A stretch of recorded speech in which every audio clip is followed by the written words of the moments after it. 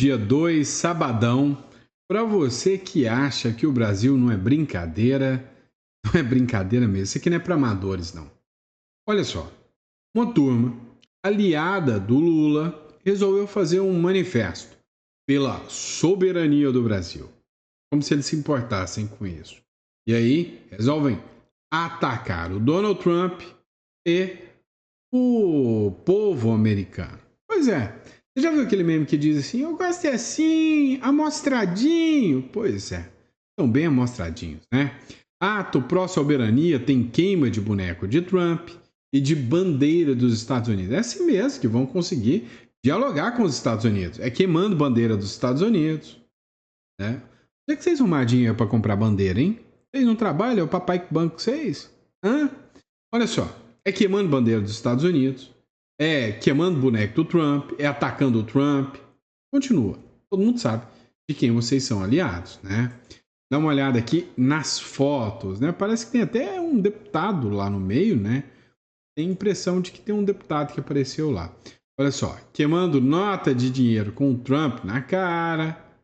Não, é bom que ainda usa roupa verde e amarela, né? É, queimando dinheiro do Trump, queimando bandeira. Ah, fizeram uma bandeira de papelão. Ah, tá certo. É. A turma não tem muita grana, não, né? E aí, a turma dos sindicatos que tem que liberar dinheiro para eles, né? A bandeira de papelão. Olha lá, que coisa grotesca, né? O Trump de cabeça para baixo, né? Parece que foi assassinado, empalado, né? É a impressão de que a turma do amor passa. Ah, botaram fogo no boneco. É uma alusão à morte do Donald Trump. Nossa, o Donald Trump deve olhar isso, deve ficar encantado, deve falar, ai, que povo brasileiro do amor, muito bonitinho, né? Vocês sabem o que vocês estão caçando com isso? Pondo fogo no boneco do Trump. Olha lá, aparece lá, o Brasil é dos brasileiros, fora Yankee. Nossa, eu fico olhando para um sujeito desse, uma camisa do comunismo, com uma publicação fora Yankee, um tênis da Nike, uma mochilinha da Tommy Hilfiger, um iPhone no bolso e gritando, fora Yankee! Ai, meu Deus. Não, é patético. Olha lá, o outro imprimiu. Foi lá no seu João da esquina, pediu para imprimir ali, ó, R$1 a impressão. Imprimiu um monte de notinha para poder cortar e pôr fogo. Ai, meu Deus. O que é isso aqui, gente? Não, pelo amor de Deus. Um Trump, um Bolsonaro preso. É isso aí. Tô olhando, você tá gostando. Trump, tire suas patas do Brasil. Não, olha só, que gente bonita. Olha isto, luta, PT. Olha o shape mais... talvez não tá dando para você ver, tá um pouquinho afastado, né? Olha o shape aqui maravilhoso da turma. Nossa. Foram essas as fotos, né? Parece um museu, né, de horrores, né? Pelo amor de Deus. Vamos lá. O Ivan Kleber publicou aqui, ó. Bandeira americana foi queimada aos cantos de Fora Trump na América Latina e Fora Israel das terras palestinas. Por um grupo em frente à embaixada. O grupo aliado de Trump. Vamos assistir.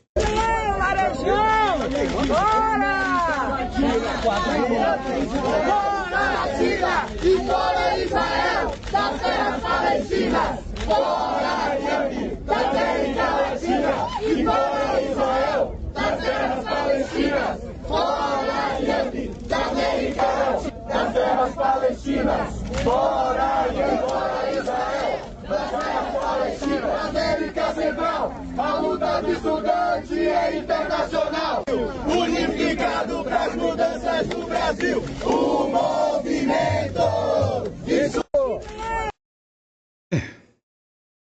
Eu critico muito o Bolsonaro, mas Bolsonaro tinha razão. O povo da esquerda é bem mais feio e bem mais burro, né? O que é isso aqui?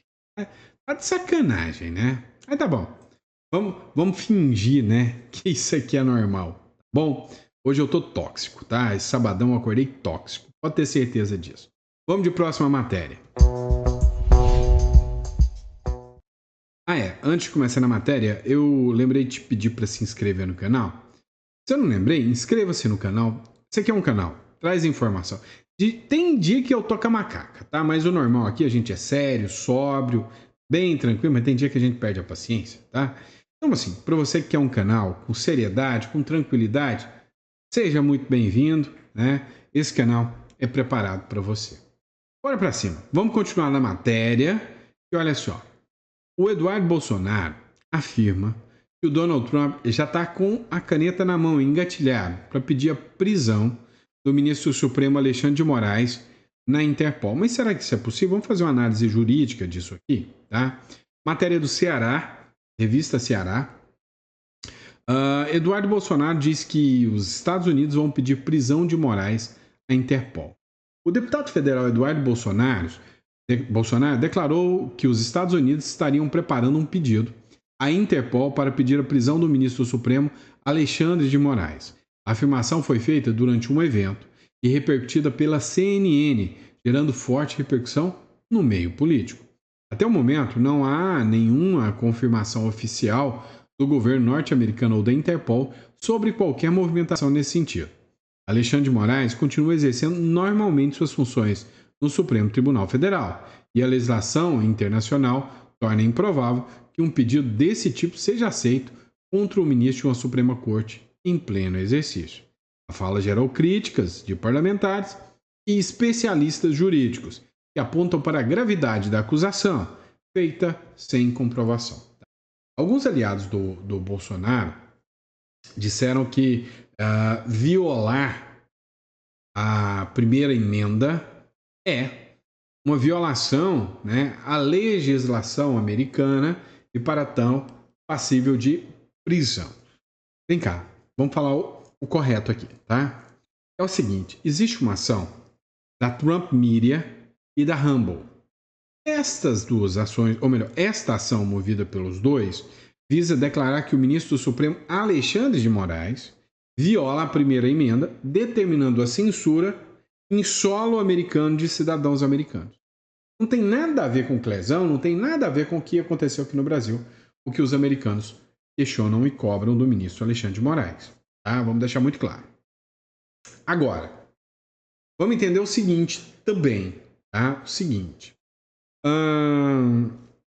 Se condenado, essa decisão não é uma decisão criminal. Tá? Ela pode fazer com que um funcionário do governo americano perca o mandato, mas ela é meio que uma decisão declaratória, dizendo assim, olha, o ministro Alexandre de Moraes não tem jurisdição aqui nos Estados Unidos, então ele não pode determinar a retirada de perfis aqui dos Estados Unidos. E é isso, nada mais, tá? Então não tem força de mandar prender o Alexandre de Moraes, não tem força de decisão de mandar para a Interpol, nada disso.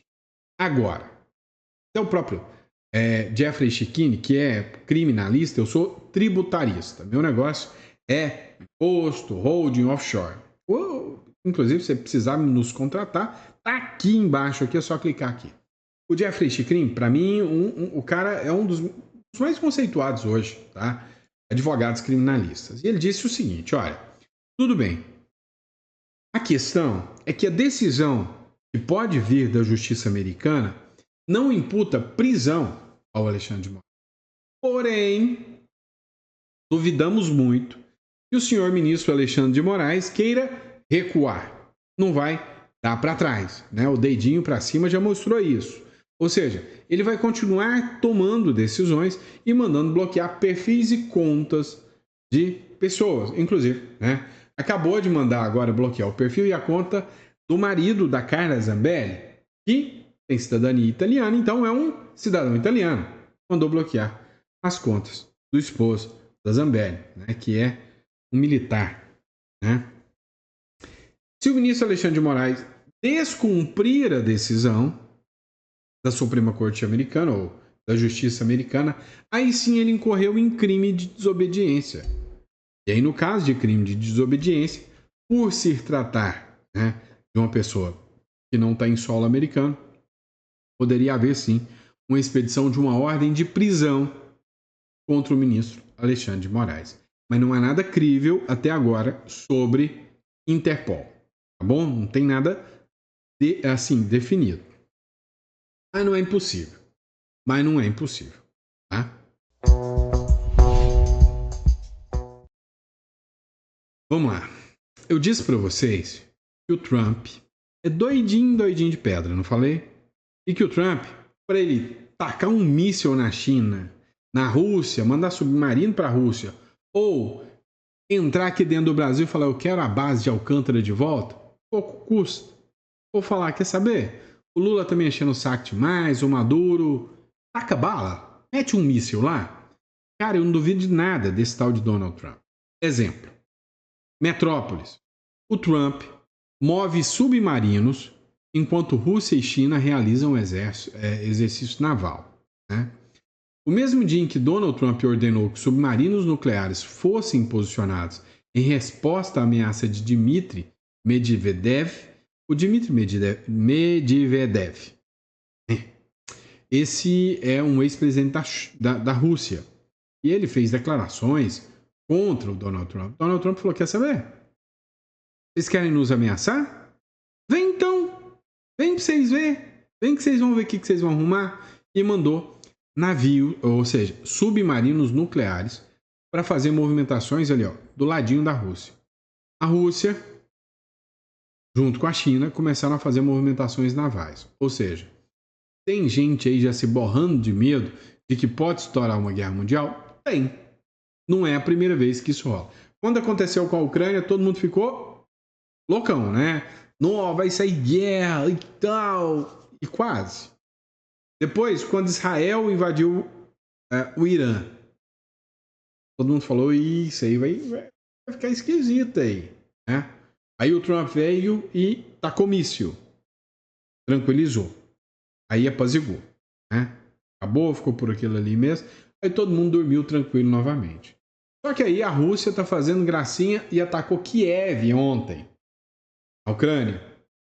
E o Trump, que antes estava a favor do Putin e humilhando o Zelensky, agora já falou pro Putin, ô Putin, se você ficar nos ameaçando, vai dar ruim. Detalhe, é que eu tô avisando todo mundo há maior tempão, que o Lula tá caçando. Porque o Lula é aliado número 1 da Rússia. E se esse negócio entre Rússia e Estados Unidos escalar, o Brasil tem um belo de um alvo na testa. Tá? Tenso. Vamos lá, pessoal. Vamos falar da dona Iraci Nagoshi. É o seguinte, matéria da revista Oeste. No ponto, 8 de janeiro. Idosa, presa por ordem do ministro Alexandre de Moraes, divide cela com 5 pessoas e dorme no chão. Nada mais, nada menos que essa pessoa aqui, ó. Ela tá mais abatida, bem mais abatida do que essa foto aqui. Essa foto provavelmente foi de antes do 8 de janeiro. Agora, né, abatida, em estado bem crítico. Essa perigosíssima idosa de 72 anos, mais perigosa do que beira-mar, ela foi encaminhada para o presídio, porque, segundo a defesa, a acusação, ela descumpriu medidas cautelares. E aí, ela está passando por muitos problemas na cadeia, né? A defesa argumentou que ela estava cumprindo a pena em casa, né? Teve que voltar ao regime fechado por ordem do ministro Alexandre de Moraes, porque ela violou a tornozeleira e foi no hospital algumas vezes, e a defesa falou que tem falhas no aparelho, falou que todas as vezes que ela foi no hospital, ela tem registro de entrada no hospital. E aí o advogado da dona Iraci, né, o Jason França, ele disse que atualmente a idosa se encontra em uma cela pequena, com mais 5 mulheres na penitenciária, lá em Santana, São Paulo. Lugar totalmente insalubre, sem higiene nenhuma. Um lugar triste. E aí cobrou explicação, porque ela está tendo que dormir no chão, porque ela não tem colchão. Aí é óbvio, o esquerdinha de carteirinha vai aparecer aqui. Mas vocês nunca reclamaram das condições dos presídios. E não vou reclamar mesmo.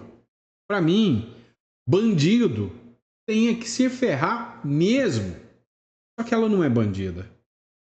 Eu me recuso a aceitar uma decisão como essa e achar que em um Estado democrático de direito, essa senhorinha que foi para uma manifestação tenha que pegar 14 anos.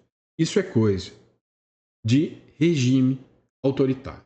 Nunca, nunca, num regime democrático, isso seria permitido. O próprio Marco Aurélio foi isso, né?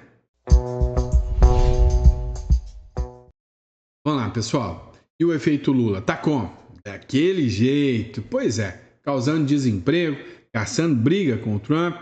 E aí? Eu tenho ações da Gerdau. Que meleca, né? A Gerdau decide reduzir investimentos e demite 1,5 mil funcionários. Tá bom. Detalhe. Eu tenho fé que o Lula um dia vai sair, tá? E aí, eu acredito que a democracia vai voltar. Tem muita gente que vai vender as ações da Gerdau. Todo mundo vender baratinho agora, é hora de comprar, tá? A Gerdau, um dos gigantes da siderurgia brasileira, informou nesta sexta-feira que já demitiu cerca de 1,5 mil funcionários desde o início deste ano, em meio a um cenário considerado assustador. Ah, detalhe, a Gerdau é boa, hein? A Gerdau tem parte da sua produção lá nos Estados Unidos, o que faz com que ela fuja das tarifas do Donald Trump. Ela está cortando aqui, né, esses 1.500 funcionários para deixar a produção aqui e vai investir na produção lá nos Estados Unidos. Deu o jump, burlou o sistema. A informação foi divulgada pelo CEO da companhia, Gustavo Werneck, em conversa com jornalistas. Segundo o executivo, as demissões se concentraram nas unidades da Gerdau, nas cidades de Pindamonhangaba, São Paulo, e Mogi das Cruzes, né? E aí ele falou, né? A empresa está em um processo de redução de investimentos, tem as sanções, e aí tem que promover adequações de capacidade, uma vez que não vão continuar com a mesma produção. Graças a, Lula, né? Caçando briga aí com o Trump. Vamos lá, pessoal. O Eduardo Bolsonaro está sendo alvo de críticas de professores e ex-reitores que pediram a cassação do 03 do Bolsonaro, né? E aí o pedido já está hoje na mesa do Hugo Mota. Quero ver o Hugo Mota se ele vai dar a cassação do Eduardo Bolsonaro agora ou não. Será que vai peitar uma dessa? Um grupo composto por 76 reitores, professores e pesquisadores de universidades brasileiras, tudo da USP. Certeza, tudo esquerdinha, tá? De universidades brasileiras, encaminhou à Câmara dos Deputados uma petição pedindo a cassação do Eduardo Bolsonaro. O documento foi endereçado ao presidente da casa, Hugo Mota, e argumenta que o parlamentar teria violado o Código de Ética e Decoro Parlamentar. Engraçado, apontar o dedo assim não é este dedo, é este dedo do meio, tá? Assim, não é violar o decoro, não. Mas nisso aí ninguém está reclamando, né? Pois é. A grande chance do Hugo Mota aceitar a briga e, sei lá, caçar o Eduardo Bolsonaro. Olha, existe a chance. Vamos ser sinceros, existe, tá? Mas acho que o Hugo Mota não vai peitar essa, não. Vamos falar do Malafaia? Vamos, tem tempo que eu não falo dele. Malafaia, Nicolas e aliados reagiram ao discurso do Alexandre de Moraes. Pois é, os aliados do ex-presidente Jair Bolsonaro estão reagindo com críticas ao discurso de ministros do Supremo Tribunal Federal que saíram em defesa dos ministros Alexandre de Moraes do STF, sancionado via lei magnística. Moraes e colegas, como o ministro Gilmar Mendes, direcionaram falas duras durante a abertura do semestre do Judiciário nesta sexta-feira, contra quem atuou nos Estados Unidos pelas sanções do Brasil. Ontem eles fizeram várias críticas contra o Eduardo Bolsonaro, né? A gente acompanhou tudo isso aqui. Dá uma olhada aqui, né, nas postagens deles. O Sóstenes Cavalcante, por exemplo, líder da oposição, escreveu o seguinte: eu nasci para ver a esquerda defender o STF, o mesmo STF que condenou o Lula por corrupção. Eu nasci para ver um ministro indicado pelo, abre aspas, golpista Michel Temer, ser defendido pelos esquerdismo. Este é o governo da Suprema Esquerda. O Nicolas Ferreira já foi mais tranquilo, né? Só postou uma foto ali do Lindbergh, da Fegali ali, Jandira Fegali, com o cartaz Moraes não, né? Anti-Moraes, todo mundo contra o Alexandre de Moraes. O Malafaia já foi além, escreveu, né? Alexandre de Moraes, deixa de ser cínico, seu covarde. É assim que ele fala. Está reclamando que é uma covardia sanções que podem vir na sua família. Você, por 2 vezes, bloqueou as contas das filhas de 15 anos de idade do Oswaldo Eustáquio, ameaçando a mãe de prisão se a garota descumprisse as suas ordens. Está se sentindo um pouco do mal que você praticou contra centenas de pessoas. Se não parar com essa perseguição, covarde, vai piorar. A vírgula foi minha, tá, pessoal? Foi eu que coloquei a vírgula. Aí, uma coisa chamou muito a atenção, né, depois dessa publicação do Malafaia, que a web resgatou um videozinho muito querido, Jornal Metrópolis, tá, pessoal? Para quem duvida aí, ó, é o Metrópolis que fez essa publicação. Resgatou um videozinho querido. Dá uma olhada. Em que o nosso indicado sabatinado é um militante partidário convicto, aliás, por posicionamentos externados. Eu não diria só um militante, eu diria, além de militante e filiado, nós temos posicionamentos até de perseguição política por parte do indicado em relação, por exemplo, ao Partido dos Trabalhadores, em relação a manifestações feitas em apoio ao impeachment da presidenta Dilma. Como diz o nosso premiado escritor Raduan Nassar, a quem eu quero aqui fazer um breve desagravo. Nós vivemos tempos sombrios, muito sombrios. É indiscutível que o país vive uma séria e profunda crise política e institucional, que impõe grandes desafios à nossa golpeada democracia. Por isso o incômodo, o temor, a insegurança com a indicação de Vossa Senhoria para esse cargo ao Supremo, doutor Alexandre. Aliás, o senhor diz que se considera imparcial ao assumir o STF, que não vê problema nenhum com as suas posições, que vai se guiar pela Constituição. Mas eu lhe pergunto, a que o senhor então atribui as manifestações tão contundentes, contrárias à sua indicação, que nós estamos recebendo nessa casa? Manifestações contrárias de juristas, manifestações contrárias de entidades. Seguramente nesse contexto há muita indignação e contrariedade perante a opinião pública com a indicação de Vossa Excelência. São manifestações que nós não vimos aqui em outras indicações para o Supremo. Com o ministro Fachin, nós tivemos uma campanha nas redes sociais, tivemos uma campanha de imprensa. Com Vossa Excelência, nós temos manifestações de entidades, como, por exemplo, é o caso do Centro Acadêmico 11 de Agosto, local que Vossa Excelência tão bem conhece. Vossa Excelência é professor da USP. Pois bem, os meninos do 11 de Agosto vieram nos entregar um abaixo-assinado com 270 mil assinaturas, já somos 278, contrárias à sua indicação. Eles lhe conhecem. Por que eles são contrários à sua indicação? Tivemos um outro ato aqui também, que foi o lançamento da anticandidatura da jurista e professora Bia Vatina, em que o nosso... Não é que o PT estava certo, gente. Tá vendo? Coisas mudaram, né? Mas não é que naquela época o PT estava certo? Se todo mundo tivesse apoiado o PT naquela época, né? Talvez a gente não estava numa situação tão complicada assim. Mas vamos lá, né? Tudo muda, tudo passa, tudo passará. Já dizia, né, Renato Russo. Inclusive, né, fico feliz com a decisão do Alexandre de Moraes. Hoje eu estou feliz com uma decisão do ministro Alexandre de Moraes. Ó, desse cara aqui, ó, né? Assim, minha solidariedade total ao Constantino, que está enfrentando um câncer, né? Então, é um guerreiro, todo mundo sabe disso. Moraes desbloqueia as redes de Rodrigo Constantino 2 dias após a lei Magnish. Oh, que bom. O ministro Alexandre de Moraes, do Supremo Tribunal Federal, determinou o desbloqueio. Aí sim, tá certo, né? Não estou elogiando ele, mas estou dizendo, isso é uma arbitrariedade sem tamanho. Rodrigo Constantino é só dar opinião. Determinou o desbloqueio das redes sociais do jornalista Rodrigo Constantino, da Gazeta do Povo, nesta sexta-feira. A decisão ocorre 2 dias após os Estados Unidos sancionarem o ministro com a lei Magnish, que serve para punir estrangeiros que os Estados Unidos consideram grandes violadores dos direitos humanos. E aí o Constantino publicou, né, no seu perfil o seguinte, ó.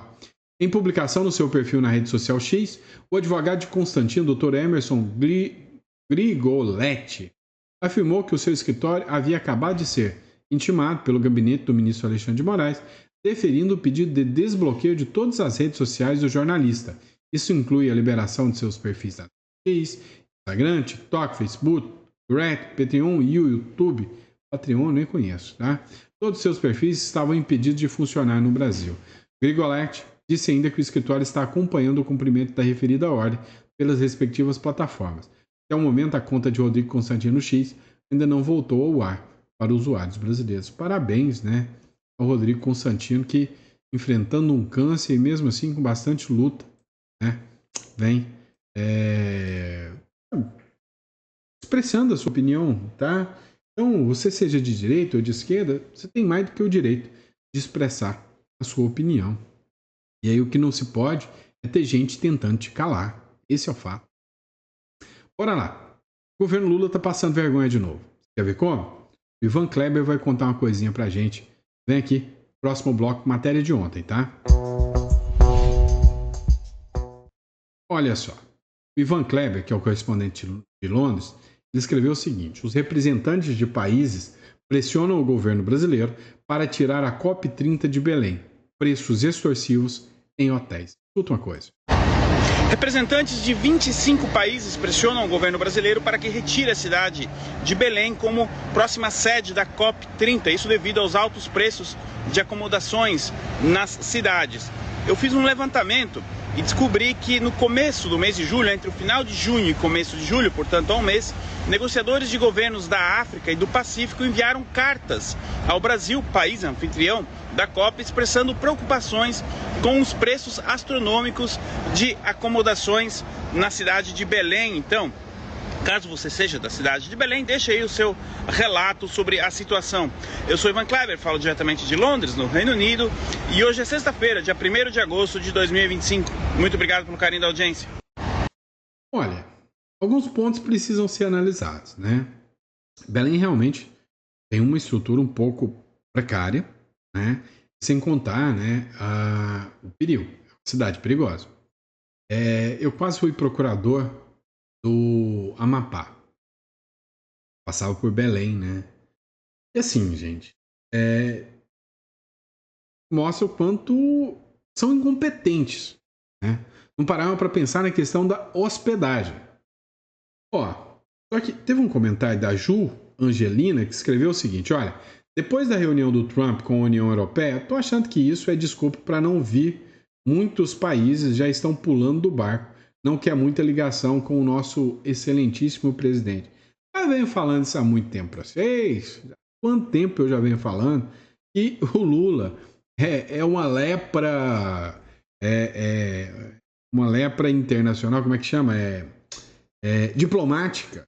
Ninguém quer chegar perto, vai se sujar, vai se queimar. É fria, furada, sujeira, né? Canseira. Pois é, meu amigo. Ninguém quer. Então, acho também, né, que é mais um argumento para que não venha, que não compareça e que não passe vergonha, né? Literalmente, aqui no Brasil, né? E aí, só para encerrar, o governo Lula deu uma regadinha, tá? Deu uma regada. Mandou uma cartinha lá para o Marco Rubio para ele pegar leve nas sanções. Detalhe, eu queria ler tanto essa carta, eu queria ler, mas o governo Lula põe sigilo de 15 anos em carta enviada a Marco Rubio. O governo Lula impôs sigilo de 15 anos a uma carta enviada pelo ministro das Relações Exteriores, Mauro Vieira, ao chefe da diplomacia de Donald Trump, secretário de Estados Unidos, ao secretário dos Estados Unidos, Marco Rubio. Um documento obtido pela coluna Paulo Capelli mostra que o despacho telegráfico enviado pelo Itamaraty a Washington foi classificado como secreto, só podendo ser retornado a público em 25 de novembro de 2039. Esquenta não, eu tenho paciência, em 39 eu leio para ver como que vocês imploraram para o governo, ou vocês ameaçaram, ou atacaram, sei lá o que vocês fizeram. Em 2039 eu volto aqui e a gente faz um editorial para ler essa carta com vocês. Bom, E é isso, pessoal. Ó, muito obrigado pela confiança, pela credibilidade. Pessoal, você, né, que precisa de um holding, uma offshore para estruturar o seu patrimônio, entre em contato, tá aqui ó, na descrição, tá? Ou para você que acha que o Brasil tá meio insano, acha que é viável, né, uma saída para o Uruguai, também entre em contato aqui no site. Você vai encontrar os contatos aqui. A gente pode estar dando o apoio e o auxílio para você, né, para a imigração ao Uruguai, tá bom? Grande abraço, fica com Deus e até o próximo editorial.